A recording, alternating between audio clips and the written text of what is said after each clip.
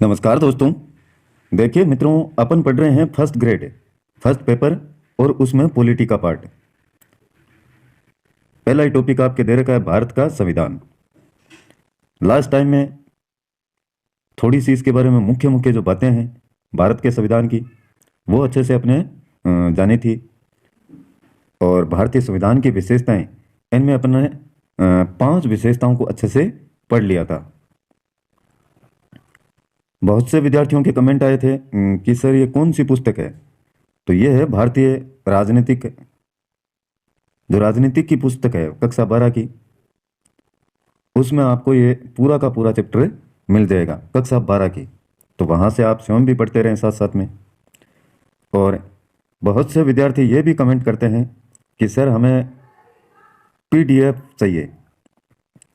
देखिए, ये गूगल से जहाँ से भी आपको पुस्तक मिलती है, पुस्तक आप स्वयं लें।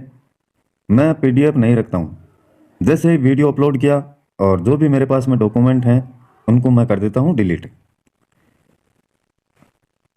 ना कोई ऐप है, सिर्फ यूट्यूब पर आपको वीडियो मिलते रहेंगे। जिनको देखना होगा वो देखेंगे, पढ़ेंगे यहाँ से और अपनी पुस्तकों में से साथ साथ में पढ़ते रहेंगे।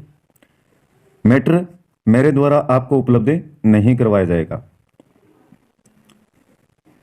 गुस्सा आता होगा, वाजिब भी है, यार ये ऐसा क्यों कर रहे हैं। देखिए, मैं जो खरीदने का या बेचने का कार्य है, ये इस चैनल की शुरुआत से एक रही है कि ना तो किसी को कुछ बेचना है और ना ही इस प्रकार के कोई प्रलोभन छात्रों को देने हैं। पढ़ाया जाएगा सिर्फ यूट्यूब पर। जितने वीडियो अपलोड कर सकते हैं वो किए जाएंगे। और एक जो प्रेशर है वो भी मेरे पर नहीं रहेगा कि यार इतना ही क्यों हुआ, इतना ही क्यों करवाया।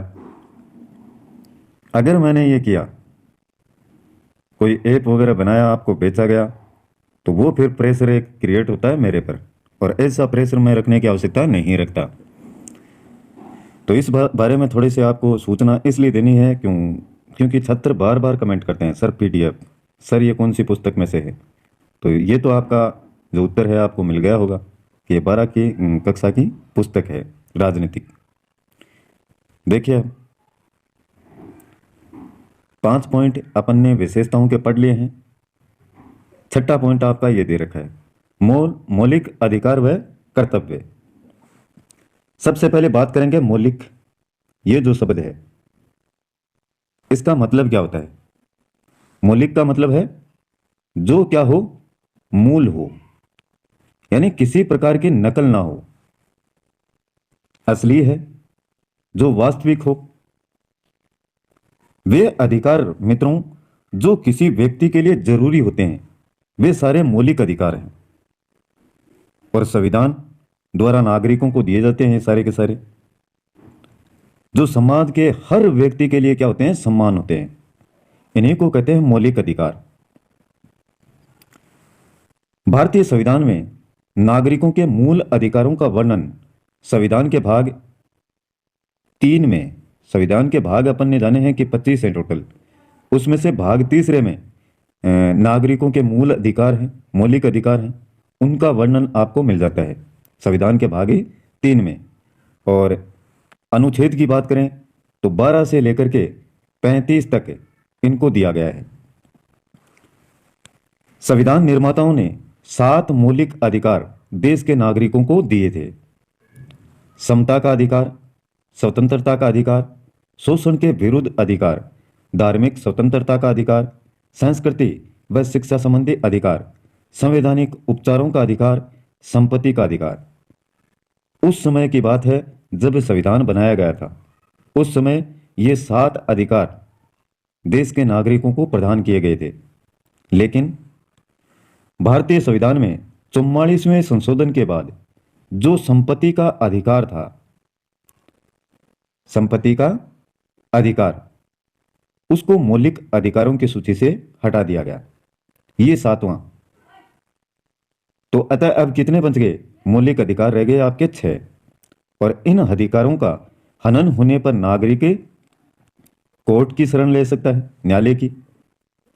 अगर किसी भी तरीके से जैसे धर्म से संबंधित आप सभी को स्वतंत्रता है, आप जिस भी धर्म को अपनाना चाहें अपना सकते हैं, अच्छे से माने उसको। यार एक जैसे मुस्लिम व्यक्ति है वो नमाज पढ़ता है तो उसको पूर्णतः अधिकार है कि वो नमाज पढ़े। मंदिर में आप पूजा करते हैं तो आप करें, ये संविधान में लिखा गया है बाकायदा। धर्म के प्रति आपको स्वतंत्रता है। शोषण के विरुद्ध अधिकार, अगर आपका शोषण किया जा रहा है, आपको किसी भी प्रकार से कोई व्यक्ति या कोई सरकार प्रताड़ित करती है तो उसके विरुद्ध आपको अधिकार मिले हैं ऐसे कि आप लड़ सकते हैं उस संविधान के तहत, उसके नियमों के तहत। यह कानून आपको अधिकार प्रदान करता है। सभी को समानता का अधिकार है, यह नहीं कि ऊंच नीच का भाव हो। जो भी भारत के वासी हैं, और संस्कृति व शिक्षा संबंधी अधिकार, सभी को पढ़ाई का अधिकार है। 6 से 14 वर्ष के जो बच्चे हैं उनको अनिवार्य रूप से निःशुल्क शिक्षा प्राप्त हो, ऐसे अधिकार मिले हैं। तो ये सारे जितने भी अधिकार हैं, मौलिक अधिकार, इनको एक अलग से टॉपिक है। नीति निर्देशक तत्व हैं, मौलिक अधिकार हैं, इनको अच्छे से आपको पढ़ाया जाएगा और पढ़ना भी होगा। तो अब कितने अधिकार बच गए आपके मौलिक अधिकार? 6। पहले थे शुरुआत में, 7वां आपको ध्यान में रखना है। और जो संपत्ति का अधिकार है, 44वें संशोधन के बाद में इसको हटा दिया गया है। 86वें संवैधानिक संशोधन यानी दिसंबर 2002 में हुआ है, जो कि जुलाई 2009 में संसद में पारित किया गया और 1 अप्रैल 2010 को लागू किया गया।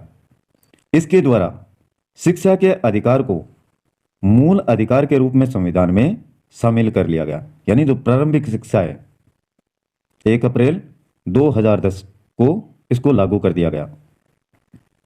2009 जुलाई में संसद में इसको पारित किया गया।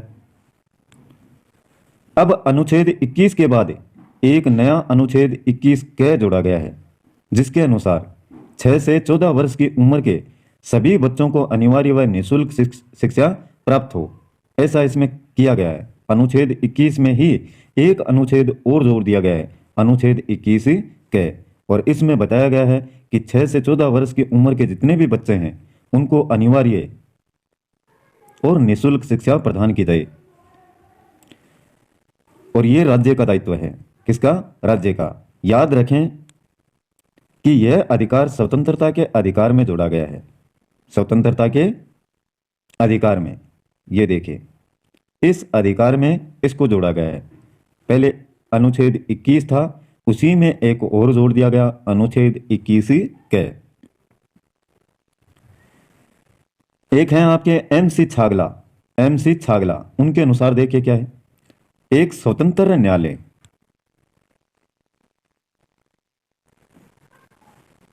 यानी कोर्ट को नागरिकों के अधिकारों की रक्षा का काम सौंपकर भारतीय संविधान में ऐसी व्यवस्था की गई कि जिस पर कोई भी सभ्य देश गर्व कर सकता है। अंतिम डिसीजन जो है वो जनता को सौंप दिया गया है। आपने सरकारों को बनाया है, सरकार अगर सही तरीके से कामकाज वगैरह नहीं करती हैं तो जो अंतिम डिसीजन है वो जनता के द्वारा लिया जाता है। जनता को सर्वोपरि इसमें माना गया है संविधान में। 42वें संविधान संशोधन 1976 के द्वारा नागरिकों के 10 मूल कर्तव्य निर्धारित किए गए हैं, जिनका पालन करना प्रत्येक नागरिक का संवैधानिक दायित्व है। इसमें संविधान का पालन करना, भारत की संप्रभुता, एकता व अखंडता की रक्षा करना, भाईचारे की भावना रखना, प्रकृति व पर्यावरण की रक्षा करना आदि प्रमुख कर्तव्य हैं। और ये बखूबी देश की जनता जानती है। भारत की एकता को बनाए रखना, जब तक एक होंगे भारत के वासी, चाहे धर्म कोई भी हो, जाति कोई भी हो, तो देश क्या करेगा? ग्रोथ करेगा। और जिन्होंने संविधान का निर्माण किया ये बखूबी जानते थे। क्यों? क्योंकि पुराने समय में हुआ क्या था, लोगों को बांटा गया, अलग अलग टुकड़ों में बांट दिया गया। जिसमें भी थोड़ी सी जानकारी थी, जो जानता था अच्छे से, उसको अपने नज़दीक मिला लिया गया और समाज के लोगों को वहां से कैसे भी करके इस व्यक्ति के माध्यम से उनको बांट दिया गया था, जिससे वो क्या कर सके, वहां पर राज कर सकें। इसलिए इस पॉइंट को अहमता दी गई है यहाँ पर कि भारत की संप्रभुता, एकता व अखंडता की रक्षा करना ये प्रमुख कर्तव्य है। भाईचारे की भावना रखना जिससे कोई विरोधी तोड़ ना सके। प्रकृति व पर्यावरण की रक्षा करना, प्रकृति है तो हम हैं, पर्यावरण है तो हम हैं। अगर अच्छा पर्यावरण नहीं होगा तो हम स्वयं ही नहीं रहेंगे, अपने आप ही मिट जाएंगे। अप्रैल 2010 से लागू शिक्षा के अधिकार संबंधी 86वें संविधान संशोधन द्वारा 11वां मूल कर्तव्य भी संविधान में जोड़ दिया गया, जिसके अनुसार अपने 6 से 14 वर्ष की आयु के बच्चों को शिक्षा के अवसर उपलब्ध कराना अभिभावकों का कर्तव्य है। पढ़ाएंगे तो शिक्षक, लेकिन कम से कम उनका दाखिला करवाना अभिभावकों का कर्तव्य है। अतः वर्तमान में मूल कर्तव्यों की संख्या कितनी है? 11 है। ये जो मौलिक अधिकार व कर्तव्य हैं, एक अलग से चैप्टर है, वो अच्छे से आपको पढ़ाएंगे। वहां पर राज्य के नीति निर्देशक तत्व हैं, इनको भी अपन अच्छे से अलग से चैप्टर में पढ़ेंगे, लेकिन विशेषताओं में दे रखा है तो इनको थोड़ा आप देख सकते हैं। राज्य के नीति निर्देशक तत्व आयरलैंड के संविधान से प्रेरित होकर संविधान के भाग 4 में नीति निर्देशक तत्वों का वर्णन किया गया है। टोटल भाग 25 हैं, उनमें से चौथे भाग में नीति निर्देशक तत्वों का वर्णन किया गया है। राज्य के नीति निर्देशक तत्व वे विचार हैं जो भविष्य में बनने वाली सरकारों के समक्ष पथ प्रदर्शक की भूमिका का निर्वहन करते हैं। जो सरकारें नहीं बनती हैं उनको किस प्रकार से अपनी भूमिका का निर्वहन करना है, ये बातें राज्य के नीति निर्देशक तत्वों में अच्छे से बताया गया है। यद्यपि इनके क्रियान्वयन के लिए सरकार को बाध्य नहीं किया जा सकता है। ये न्यायालय में वाद योग्य भी नहीं है। लोक कल्याणकारी राज्य के लिए आवश्यक होने के कारण किसी भी सरकार द्वारा इनकी उपेक्षा संभव नहीं है। 8वां पॉइंट है आपका समाजवादी राज्य। 42वें संविधान संशोधन 1976 द्वारा भारत को समाजवादी गणराज्य घोषित किया गया है। लगातार ये संशोधन होते आए हैं और आगे भी होते रहेंगे। 42वां जो संविधान संशोधन किया गया 1976 में, तो इसमें भारत को समाजवादी गणराज्य घोषित किया गया। यद्यपि मूल संविधान में यह शब्द प्रयुक्त नहीं था, लेकिन बाद में जोड़ा गया 42वें संविधान संशोधन के बाद में, और प्रस्तावना में यह शब्द भारतीय राज व्यवस्था को एक नई दिशा दिए जाने की भावना को दृष्टिगत रखकर जोड़ा गया है। आगे देखेंगे, देखिए जो आपका प्रस्तावना है उसमें किस प्रकार से जोड़ा गया है। 9वां पॉइंट है वयस्क मताधिकार, यानी उस युवा की उम्र जिसकी 18 वर्ष हो गई है तो उसको मताधिकार यानी वोट देने का अधिकार प्राप्त है इस संविधान के तहत। हमारे देश के संविधान में 18 वर्ष की आयु प्राप्त प्रत्येक नागरिक को समान रूप से मताधिकार प्रदान किया गया है। यद्यपि मूल संविधान में आयु 21 वर्ष थी, किंतु संविधान में संशोधन किया गया 61वां, और 21 वर्ष से आयु है वो घटाकर कितनी कर दी, 18 वर्ष से कर दी गई है। तो ये भी बात ध्यान में रखें कि जो मूल संविधान था उसमें आयु 21 वर्ष थी और घटाया किस संविधान संशोधन के तहत, 61वें। 10वां है आपका पंथ निरपेक्ष राज्य। पंथ निरपेक्ष राज्य, सेकुलर। भारतीय संविधान के अनुच्छेद 25 के अनुसार धर्म के क्षेत्र में प्रत्येक नागरिक को स्वतंत्रता प्रदान की गई है। धर्म के आधार पर किसी भी नागरिक से भेदभाव नहीं किया जा सकता। यह नहीं कि ये तो मुसलमान है इसको अलग थलग कर दिया जाए, यह हिंदू है यह सिख है, नहीं, ऐसा नहीं हो सकता। ऐसा अपने कानून में नहीं लिखा हुआ है। सभी भाई भाई हैं। राज्य का कोई आधिकारिक धर्म नहीं है। राज्य का कोई भी आधिकारिक धर्म नहीं है, यानी लिखा हुआ नहीं है। किंतु भारत में यूरोपीय मॉडल की भांति राज्य और धर्म के बीच पार्थक्य नहीं है।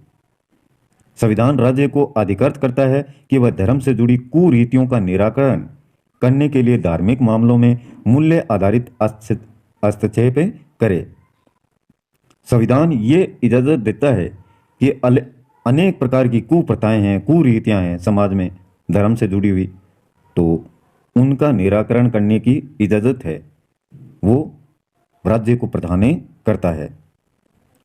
इसे प्रसिद्ध राजनीतिक शास्त्री राजीव भार्गव हैं। उन्होंने धर्मनिरपेक्षता का वसूली फासले का सिद्धांत कहा है।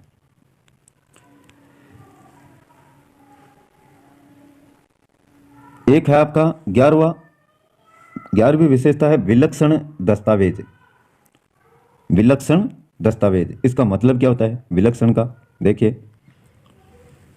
विलक्षण का मतलब है अत्यंत लक्षणों वाला, अत्यंत लक्षणों वाला, जबरदस्त, अद्भुत। देखिए कौन सा दस्तावेज है? संविधान निर्माताओं की बुद्धिमत्ता व दूरदृष्टि का प्रमाण है कि उन्होंने संविधान में जनता द्वारा मान्य आधारभूत मूल्यों, सर्वोच्च आकांक्षाओं को स्थान दिया है। हमारा संविधान एक विलक्षण दस्तावेज है, अद्भुत, जबरदस्त। दक्षिण अफ्रीका ने तो इसे प्रतिमान के रूप में अपने देश का संविधान बनाने हेतु काम में लिया है, एक मॉडल के रूप में।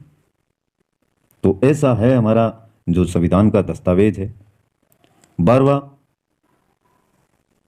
पॉइंट दे रखा है एकात्मक है वह संघात्मक तत्वों का अद्भुत संयोग।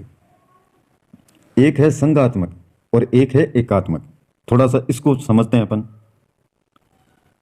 एकात्मक जो है मित्रों, एकात्मक में शासन प्रणाली में जो केंद्र सरकार है, केंद्र सरकार,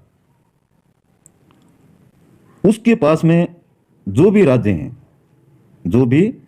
हैं, उनका सर्वोच्च अधिकार इसके पास में होता है, केंद्र के पास में, उसको कहेंगे एकात्मक। और संघात्मक में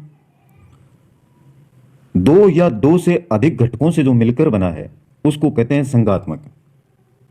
और अगर राजनीति में बात की जाए इसकी, तो ऐसी सरकार प्रणाली जिसमें सत्ता केंद्र सरकार और राज्य सरकार के बीच में बंटी हुई हो, उसको कहते हैं संघात्मक। तो संविधान में एकात्मक और संघात्मक तत्वों का अद्भुत संयोग देखने को मिलता है। भारत एक संघात्मक राज्य है। संविधान में संघ शब्द के स्थान पर यूनियन ऑफ स्टेट्स शब्द का प्रयोग किया गया है। संविधान के पहले ही अनुच्छेद में कहा गया है कि भारत राज्यों का एकक होगा, जिसे प्रचलन में राज्यों का संघ भी कहा जाता है। संविधान निर्माताओं की आकांक्षा ऐसा संविधान बनाने की थी जिसमें केंद्र सरकार भारत की एकता को बनाए रखे तथा राज्यों को भी स्वायत्ता मिले। इसलिए इसमें संघात्मक व एकात्मक तत्वों का मिश्रण किया गया है। संविधान के अनेक प्रावधान केंद्र को राज्यों की अपेक्षा शक्तिशाली बनाते हैं। जैसे अति महत्वपूर्ण विषयों को संघ सूची में स्थान, समवर्ती सूची में केंद्र के निर्णय को प्रमुखता, अवशिष्ट शक्तियां केंद्र के पास, आपातकाल में केंद्र का राज्यों पर नियंत्रण, इकहरी नागरिकता, अखिल भारतीय सेवाएं, संसद को राज्यों के पुनर्गठन का अधिकार, जम्मू कश्मीर को छोड़कर, और जो नवीनतम आंकड़े हैं शायद इसको भी शामिल इसमें कर लिया गया है। लेकिन जो मूल संविधान है उसमें इसको अलग थलग किया गया था। राष्ट्रपति द्वारा राज्यपालों की नियुक्ति है। राज्यों की केंद्र पर आर्थिक निर्भरता केंद्र को मजबूती प्रदान करती है। राज्य अपना पृथक संविधान नहीं रख सकते, केवल एक ही संविधान केंद्र व राज्य दोनों पर लागू होता है। 13वां पॉइंट है स्वतंत्र न्यायपालिका। संविधान की सर्वोच्चता, प्रजातंत्र की रक्षा, जनता के मौलिक अधिकारों की सुरक्षा के लिए भारतीय संविधान में कई संवैधानिक व्यवस्थाएं की गई हैं। भारत के राष्ट्रपति द्वारा सर्वोच्च तथा उच्च न्यायालयों के न्यायाधीशों की नियुक्ति की जाती है। इंपॉर्टेंट लाइन है, सर्वोच्च तथा उच्च न्यायालयों के न्यायाधीशों की नियुक्ति किसके द्वारा की जाती है? राष्ट्रपति के द्वारा। तथा उन्हें संसद में महाभियोग द्वारा हटाया जा सकता है। किनको? सर्वोच्च तथा उच्च न्यायालय के न्यायाधीशों को। यह भी क्वेश्चन बनता है। अब क्वेश्चन यहीं से बनते हैं, देखिए इन्हीं पॉइंटों में से क्वेश्चनों को उठाया जाता है। कार्यपालिका के आदेश तथा व्यवस्थापिका के कानून यदि संवैधानिक व्यवस्थाओं का उल्लंघन करते हैं तो न्यायपालिका को न्यायिक पुनरावलोकन उन्हें अवैध घोषित करने का अधिकार है।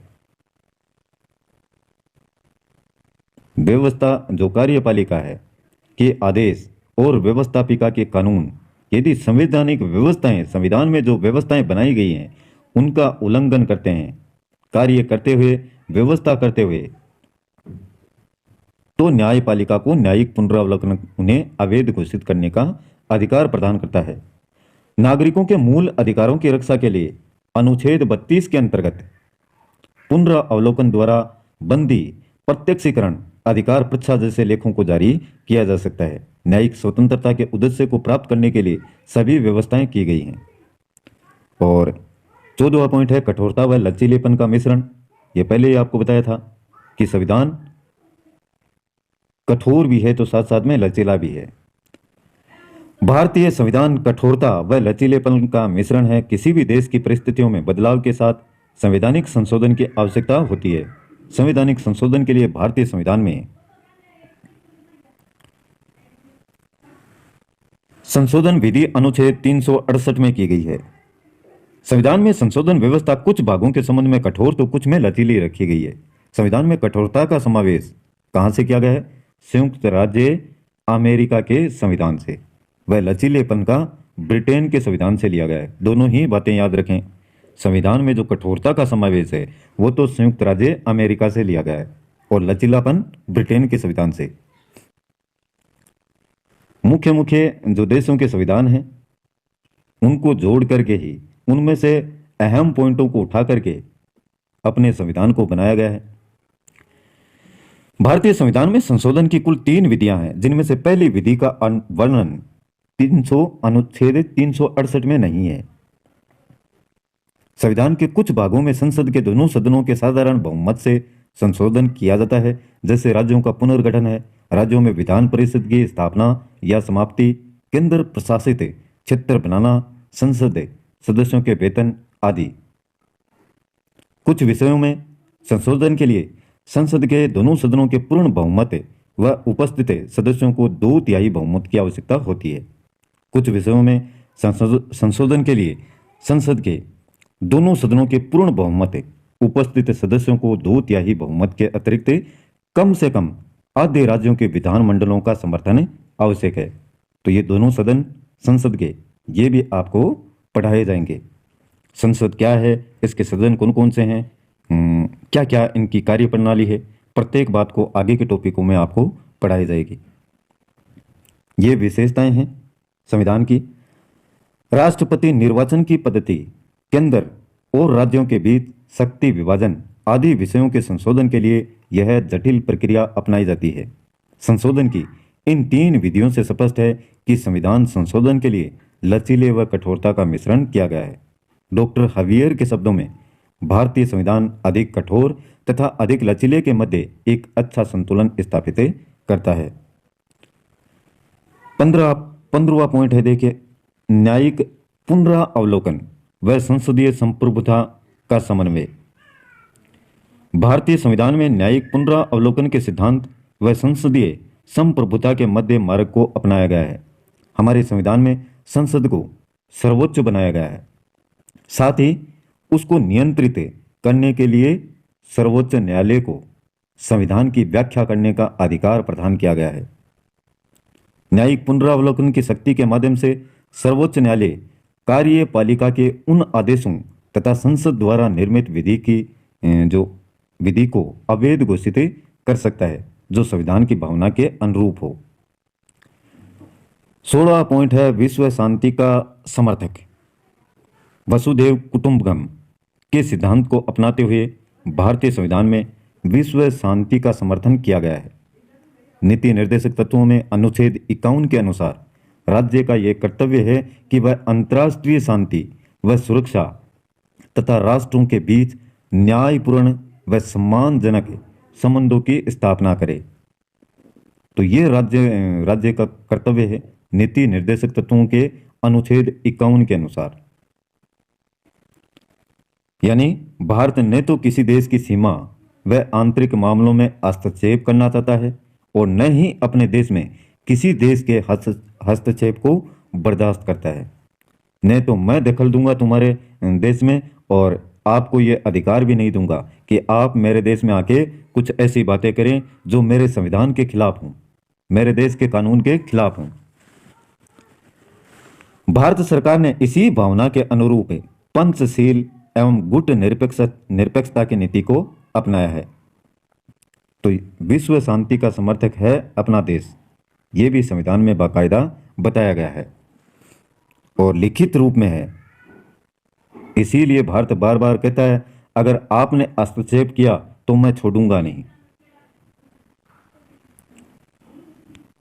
आपातकालीन उपबंध, आपातकालीन इमरजेंसी कुछ घटनाएं होती हैं, उनके बारे में भी संविधान में कुछ कहा गया है। देखिए, संविधान के भाग 18 में आपातकालीन उपबंधों का स्पष्ट उल्लेख किया गया है। क्या कहते हैं ये?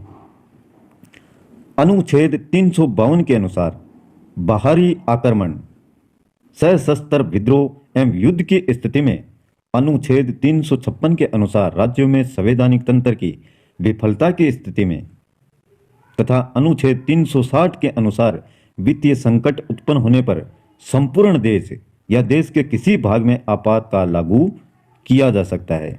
कई बार राज्य क्या करते हैं, अपनी मनमर्जी से चलने का प्रयास करते हैं। तो संविधान के अनुसार इस प्रकार की शक्ति है कि उन राज्यों में आपातकाल इमरजेंसी लगाई जा सकती है।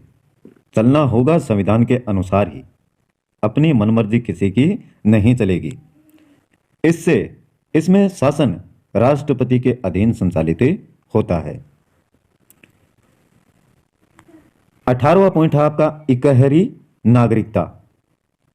भारतीय संविधान द्वारा संघात्मक शासन की व्यवस्था की गई है और सामान्यतः संघ राज्यों के जो नागरिक हैं उनको दोहरी नागरिकता प्राप्त होनी चाहिए। प्रथम संघ की नागरिकता और द्वितीय राज्य की नागरिकता। लेकिन भारतीय संविधान निर्माताओं का विचार था कि दोहरी नागरिकता भारत की एकता को बनाए रखने में बाधक हो सकती है।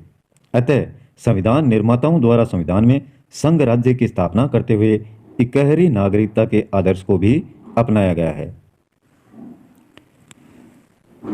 ये आसानी से समझ में आने वाले पॉइंट हैं, तो थोड़ा सा स्पीड से देखते हैं। देखिए, लोक कल्याणकारी राज्य की स्थापना का आदर्श।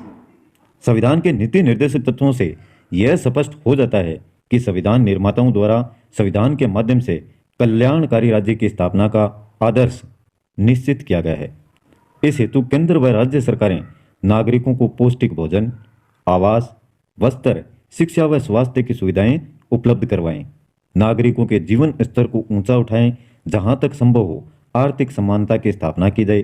केंद्र व राज्य सरकारें संविधान में दिए गए लक्ष्यों को प्राप्त करने के लिए निरंतर प्रयत्नशील हैं, जिसके लिए नियोजन की पद्धति को अपनाया गया है। इसलिए लोक कल्याणकारी राज्य की स्थापना का आदर्श, यह भी विशेषता है संविधान की। और 20वीं जो विशेषता है वो देखिए, अंतिम है ये, अल्पसंख्यक एवं पिछड़े वर्गों के कल्याण की विशेष व्यवस्था संविधान में की गई है। भारतीय संविधान में अल्पसंख्यक हैं उनके धार्मिक, भाषाई और सांस्कृतिक हितों की रक्षा के लिए विशेष व्यवस्था की गई है।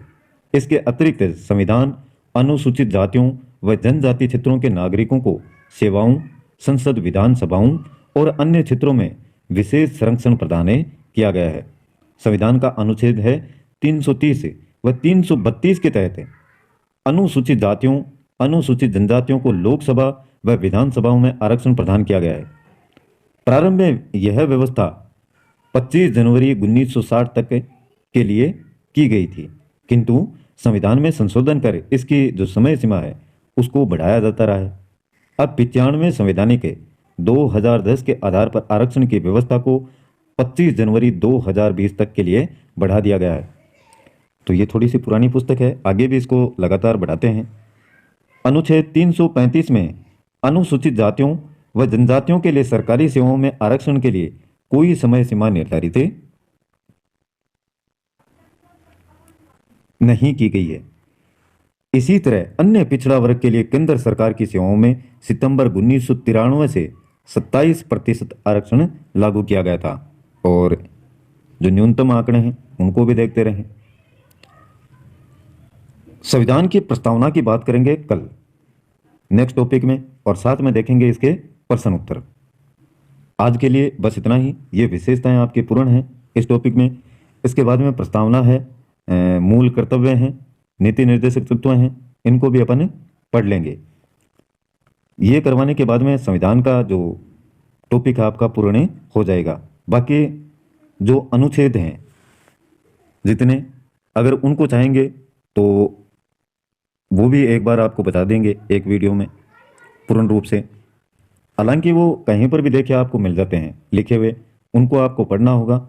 थोड़ा सा समझाने का अगर बात आती है तो उनको मैं क्लियर कर दूंगा। आज के वीडियो में बस इतना ही मित्रों, कल फिर मिलते हैं एक नए वीडियो, नए टॉपिक और नई जानकारी के साथ में। तब तक के लिए जय